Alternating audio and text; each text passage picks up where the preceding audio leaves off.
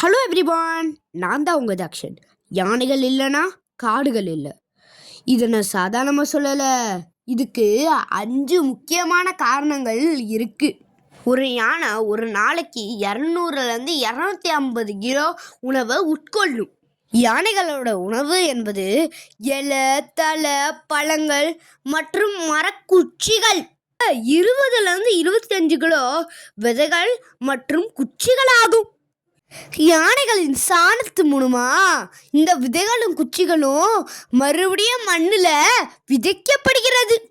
இப்படி ஒரு யானை தன்னோட வாழ்நாள்ல 18 லட்சம் மரங்களை உருவாக்குது.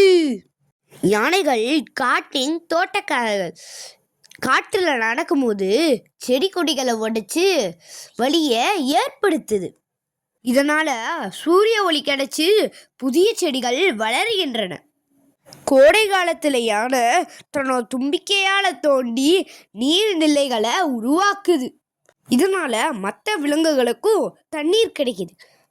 யானைகள் இருக்கக்கூடிய காடு தான் ஆரோக்கியமான காடு அப்படின்னு சொல்றாங்க. யானைகள் அழிய தொடங்குச்சுன்னா மெல்ல மெல்ல காடும் அழியும்.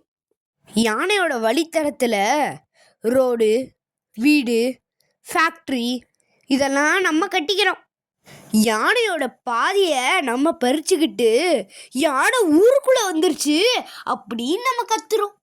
யானைக்கும் மனிதனுக்கும் அந்த மோதல்ல நிறைய தடவை யானை தான் தோக்குது.